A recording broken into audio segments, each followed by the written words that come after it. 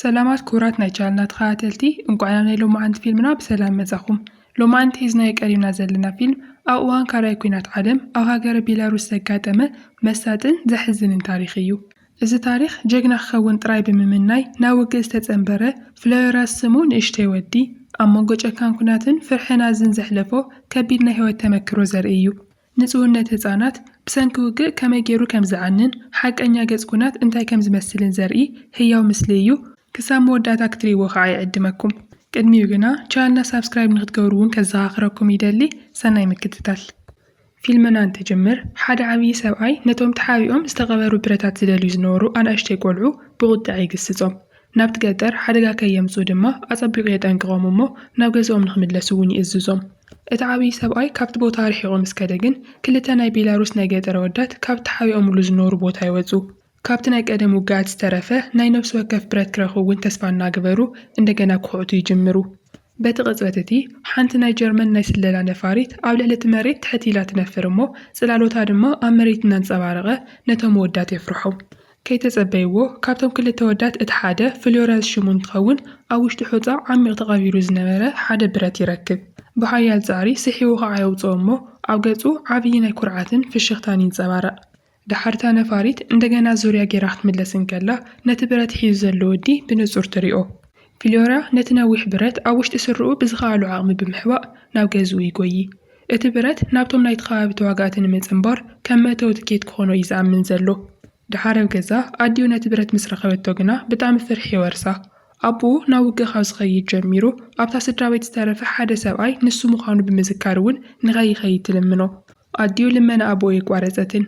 ነተን ኣናእሽተይ ክልተ ማናት ኣሕዋቱ እናርአየቶ እውን ካብቲ ውግእን ካብኣተንን ሓደ ንኽመርጽ ትነግሮ። ፍሎራ ግና ነቲ ናይ ኣዲኡ ድንጋጸ ብዙሕ ትኹረት ኣይሃበሉን። ኣብ ድሕሪ እቲ ዘረባኣ ዘሎ ፍርሒ እውን ምንም ክርድኦ ኣይከኣልን። ኣዲኡ ሕዚ እውን ተስፋ ከይቆረፀት ደው ክተብሎ ቅድሚ ምኽኣላ ድማ ክልተ ናይ ሶቪየት ተዋጋእቲ ናብቲ ገዛ ንምልመላ ኢሎም ይመጹ። ኣብቲ ሰዓት ፍሎራ ነቲ ዓብዪ ናይ ኣቦኡ ኮት ተኸዲኑ እቲ ብረት እውን ኣጥቢቑ ብምሓዝ ብዘይ ምንም ውልውል ናብ ቅድሚት ይኸይድ። ገጹ ብሓጎስ ይበርህ፣ ፍሽኽትኡ ድማ ብኹርዓት ሰፊሕ ይኸውን። ካብቶም ናብቲ ገዛ ዝመጹ ተዋጋእቲ እቲ ሓደ ነተን ማናት ዋልድ ከዘናግዐን ክፍትን እንከሎ ንሳተን ግና ፍርሐን እናወሰኸ ብምኻዱ ክበኽያ ይጅምራ። ሽዑ ፍሎራ ንድሕሪት ከይተመልከተ ነቶም ተዋጋእቲ ስዒቡ ስድራ ቤቱ ከዓ ንድሕሪት ገዲፉ ይወፅእ። ዝተወሰነ ምስ ተጓዓዙ ፍሎራ ኣብቲ ውሽጢ ጫካ ዝርከብ ናይቶም ተዋጋእቲ ካምፕ እናረኣየ ዙርኡ እውን እናተዓዘበ ይኸይድ። ነቶም ኣብኡ ዝነበሩ ሰባት እውን ብግልፂ ኣድናቖት ሰላምታ ይህቦም። ምስቶም ተመክሮ ዘለዎም ተዋጋእትን ምስ ሓንቲ ላሕምን ብሓባር ዝተልዓልዎ ናይ መዘከርታ ስእሊ እውን ከይተረፈ ንኽጽንበር ዕድል ይረክብ። ገና ኣብ ናይ መጀመርያ መዓልቱ ናይቲ ቦታ ኣባል ከም ዝኾነ ይስምዖ።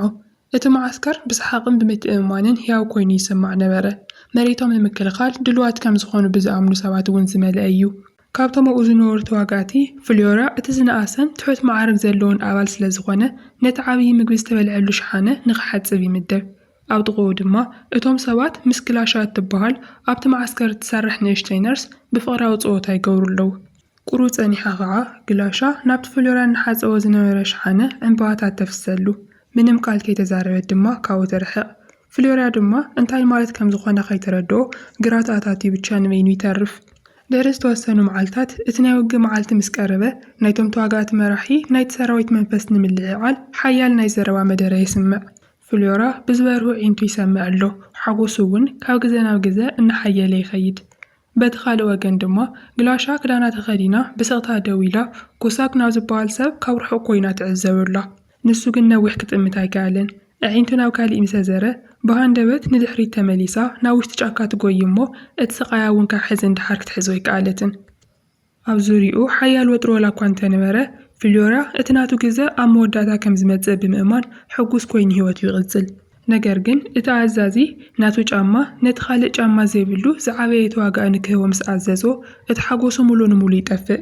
ልክዕ ከምዚ ገይሮም እውን ንሱ እንድሕሪት ከም ዝተርፍ ይገብርዎ።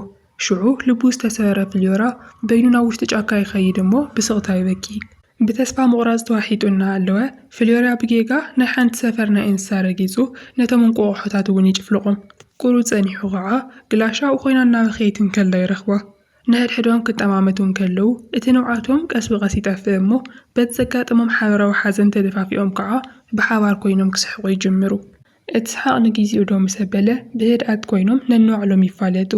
ፍልዮራ ገና ንጹህነትን ተገዳስነትን ዘለዎ ስለ ዝኾነ ነቲ ናይ ግላሻ ጽቡቕ ክዳን ርዩ ስለምንታይ ከም ዝበለ ጽቡቕ ክዳን ከም ዝተኸደነት ይሓታ።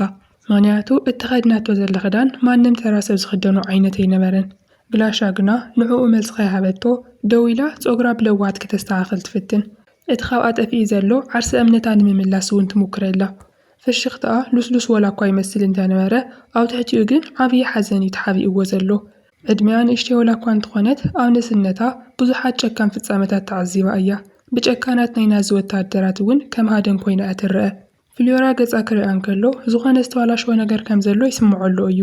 ናብኡ እናቐረበት ክትመጽእ እንከላ ግን እቲ ትጾሮ ዘላ ስቓይ ምንም ክርድኦ ስለ ዘይከኣለ ንባዕሉ ሰላሙ ይስእን። ኣብቲ ሰዓት ብሃንደበት ኣብቲ ጸጥታ ማእኸል ብልዕሊ ዝሓልፍ ድምፂ ይሰምዑ። ሓንቲ ናይ ጀርመን ናይ ስለላ ነፋሪት ብላዕሊኦም እናሓለፈት ስለ ዝነበረት እዩ እቲ ድምፂ ክመጽእ ዝኸኣለ። እታ ነፋሪት ምንም ከይበለቶም ስቑኢላ ወላ ሓሊፋ እንተነበረት ድሕሪ ዝተወሰነ ቅጽበታት ግና ቦምባታት ኣብቲ ጫካ ክወድቁ ይጅምሩ።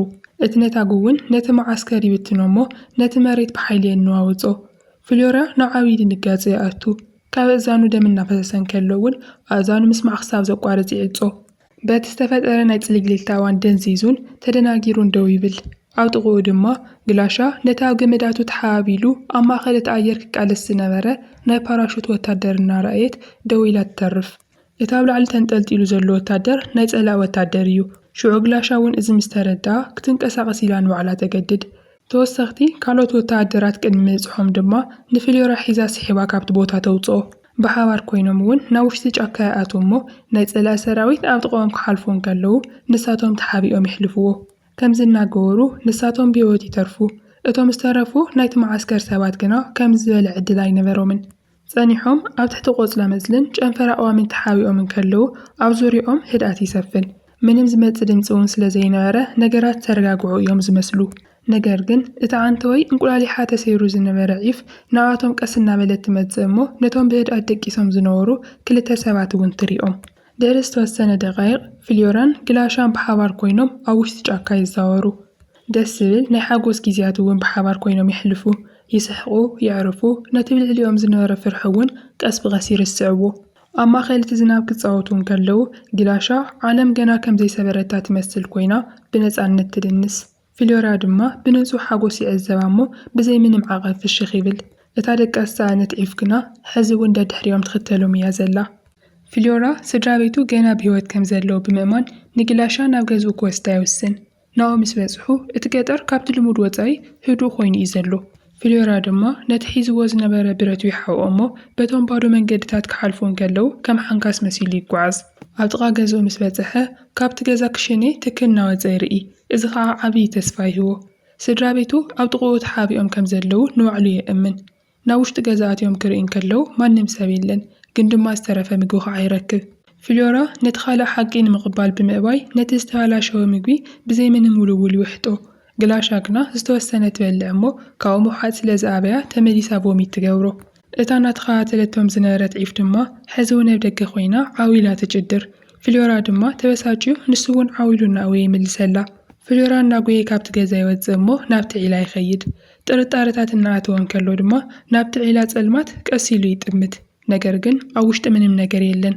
ብሃንደበት ስድራ ቤቱ ተሓቢኦምሉ ክኾኑ ዝኽእሉ ካሊእ ቦታ ቅድሚ ምዝካሩ ንእሽተይ ናይ እፎይታ ስምዒት ከዓ ይረክብ። ንግላሻ ጸዊዑ ድማ ናብ ቅድሚት ይጎይ። እቲ ድሕሪ ገዛ ሰጊሮም ክኸዱ እንከለዉ ግላሻ ኣብ መሬት ወዲቖም ዘለዉ ሬሳታት ትርኢ። ብስንባዴ ተዋሒጣ እንከላ ድማ ኣዒንቱ ንምኽዳን ብምፍታን ንፍልዮራ ንድሕሪት ትስሕቦ።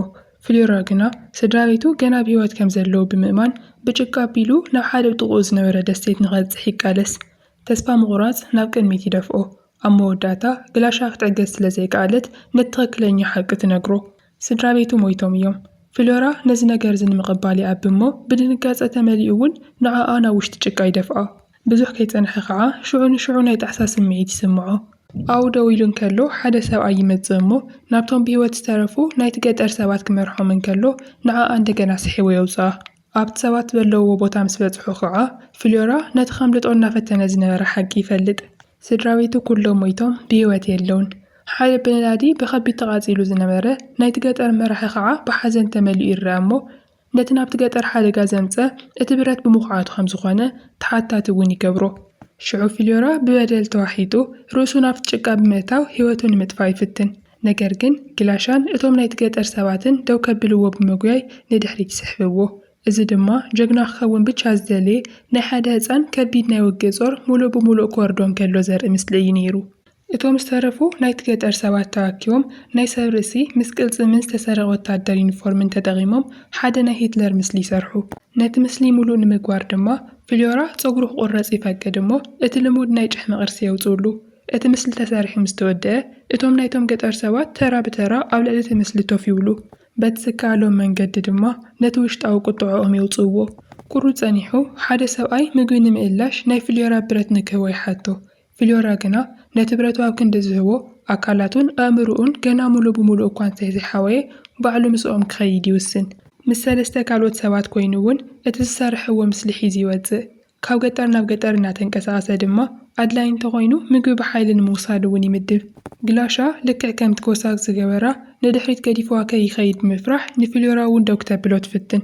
ፊልዮራ ግና ብተስፋ ምቑራጽ ተደፋፊኡ ነቶም ሰባት ስዒብዎም ይኸይድ። ብዙሕ ከይተጓዓዙ እቲ ጉዕዞኦም ብሕማቕ ይጅምር። ናይ ጀርመን ሰራዊት ተኽሲ ይኸፍትሎም እሞ እቶም ጉጅለ እውን ናብ ውሽጢ ጫካ ንድሕሪት ክምለሱ ይግደዱ። ዋላ ሓደ ዝተወቅዐ ሰብ ኣይነበረን። ኩላቶም ብሂወት የምልጡ። ዘገርም ኮይኑ ግና እቶም ሰባት ብድሕሪ ኮይኖም እናሰሓቁ እዮም ነይሮም። እዚ ድማ ብሓጎስ ዘይኮነስ እቲ ሓዘን ነቲ ዝነብርዎ ዓለም ክሳብ መወዳእታ ዓቐኑ ስለ ዝመልኦ እዩ ነይሩ። ሕዚ እውን ናብ ካሊእ ገጠር ገጾም ጉዕዞኦም ይቕጽሉ። ምንቅስቓስ ብቻ ከም ሓደ መማረፂ ሒዞም ናይ ቅድሚት መንገዲ ብምሓዝ ይኸዱ። ኣብቲ መንገዲ ሓደ ዝሰኸረ ናይ ጀርመን ታንክ መራሒ ታንኩ ንየማንን ጸጋምን ብዘይ ምንም ጥንቃቐ እናዘወረ ይሓልፍ። እታ ታንኪ ሓሊፋ ምስ ከደት እቶም ጉጅለ ካብቲ ሓቢኦምሉ ዝነበሩ ቦታ ይወጽእ እሞ ነቲ ናይ ሂትለር ምስሊ ኣብ ማእኸል መንገዲ የቐምጥዎ። ነገር ግን ቁሩብ ጸኒሖም ከዓ እንደገና ካሊእ ዓብዪ ሓደጋ ይፍጠር። ካብቶም ሰባት እቶም ክልተ ካብቲ መንገዲ ወፃኢ ይረግጹ እሞ ኣብ መሬት ተቐቢሩ ዝነበረ ነታጉ ይፍንድእ። ካብቲ መንገዲ ወፃኢ ዘሎ ክልቲኡ ወገን ብነታጉ ዝመልአ ስለ ዝነበረ ፊልዮራን እቲ ሓደ ብሂወት ዝተረፈ ሰብኣይን በቲ ጸቢብ መንገዲ ብጥንቃቐ ቀጥታ ናብ ቅድሚት ካብ ምኻድ ወፃኢ ካሊእ መማረፂ ይነበሮምን። ኣብ መወዳእታ ናብ ሓደ ገጠር ይበጽሑ እሞ ንሓደ ምስና ዝተሓባባረ ዝነበረ ሓረስታይ ነታ ላሕሙ ከረክቦም የገድድዎ። ንድሕንነቶም ክብሉ ድማ ነቲ ሓረስታይ ክሳብ ርሑቕ ቦታ ሒዞምዎ ይኸዱ እሞ ጸኒሖም ይፈትሕዎ። ንእሽተይ እዋን ተስፋኦም እንደገና ይምለስ። ማይ፣ ጸባ፣ ምግቢ ከምኡ እውን ናይ ምንባር ዕድል ይሓሱ።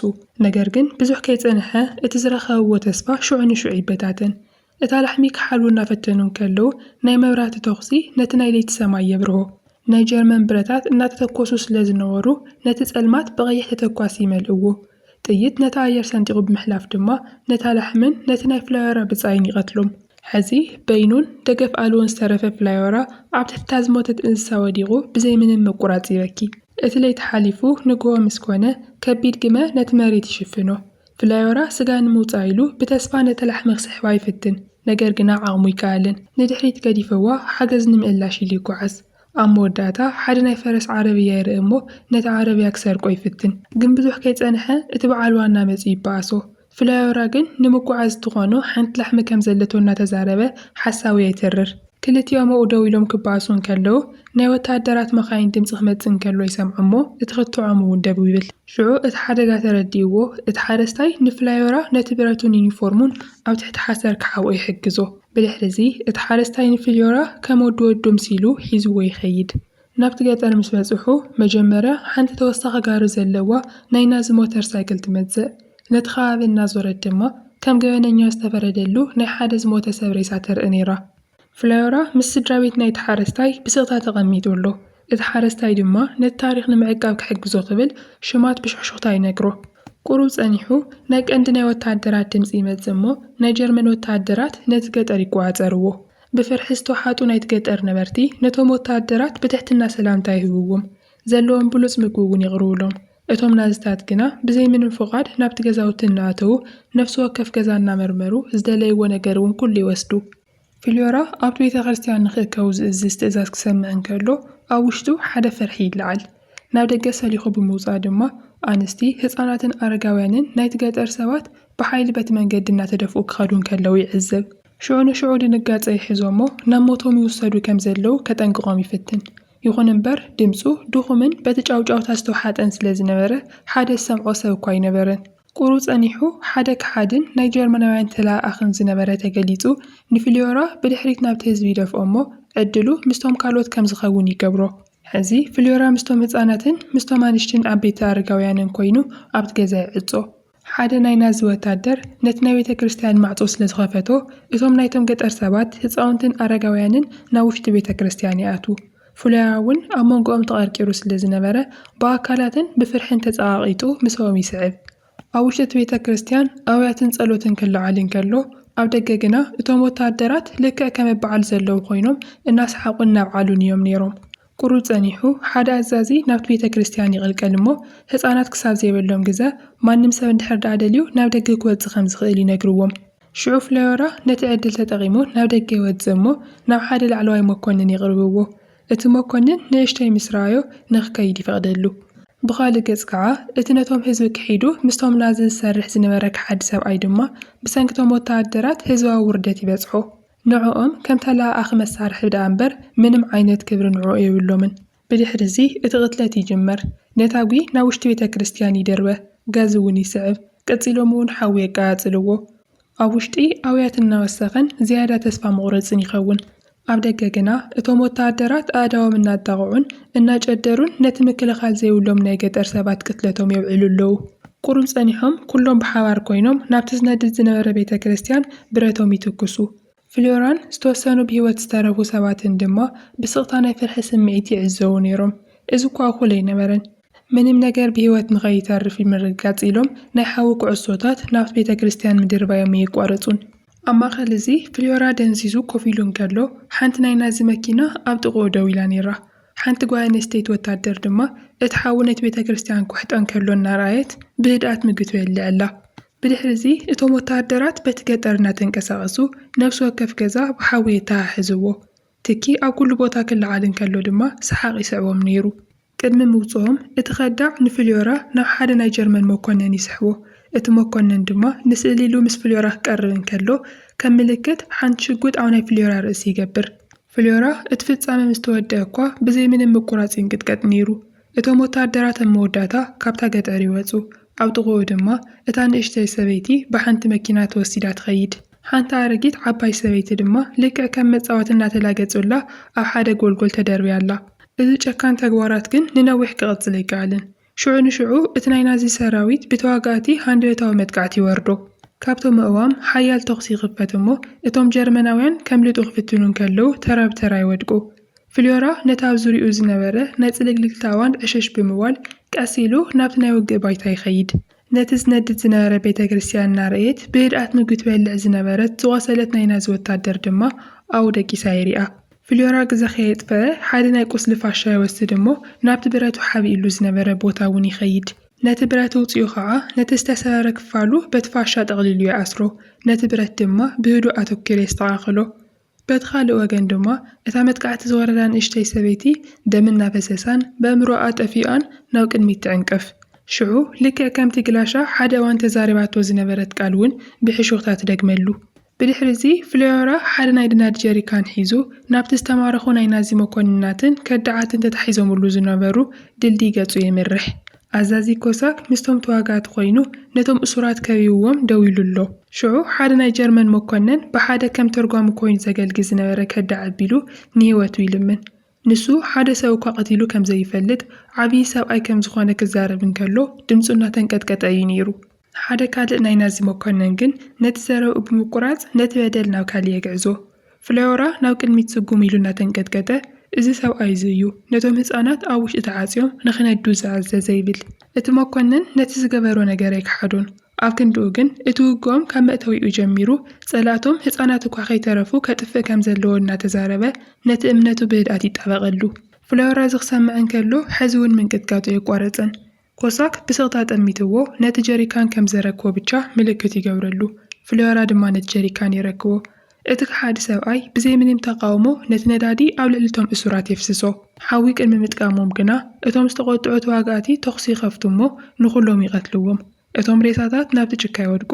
እቲ ናይ ሓዊ ፋኑስ ናብቲ ማይ ይድርበ እሞ እታ ጉጅለ ከዓ ነቶም ምዉታት ንድሕሪት ገዲፋ ንቕድሚት ጉዕዞኣ ትቕጽል። እቶም ተዋጋእቲ ንቕድሚት ጉዕዞኦም ክቕጽሉ እንከለዉ ፍላዮራ ሓደ ጭቃ ወዲቑ ዝነበረ ናይ ሂትለር ምስሊ ቁልጭ ኢሉ ክጥምት እንከሎ ይስተውዕል። እቲ ነቲ ምስሊ እናርአየ ዝነበረ ቆልዓ ሓሊፉ ምስ ከደ ግና ፍላዮራ ብረት ውልዒሉ ብተደጋጋሚ ናብቲ ምስሊ ይትኩስ። ንሱ እናተኮሰ እንከሎ ድማ ናይ ሂትለር ናይ ህይወት ምስልታት ብግዜ ንድሕሪት ክምለሱ ይጅምሩ። እቲ ምስሊ ሂትለር ገና ህፃን እንከሎ ኣብ ሕቑፊ ኣዲኡ ናብ ዝነበረሉ እዋን ምስ በጽሐ ግን ፍላዮራ ተኽሲ ደው የብል። ነቲ ብረት ውትሕት የብሎ እሞ ብዓብዪ ብኽያት ተሰቢሩ ይበኪ። እቲ ፊልም እውን ኣብዚ ይውዳእ። ናይ ኩናት ተሰካፍነት ካብዚ ፊልም እዚ ብደንቢ ዝተምሃርኩም ይመስለኒ።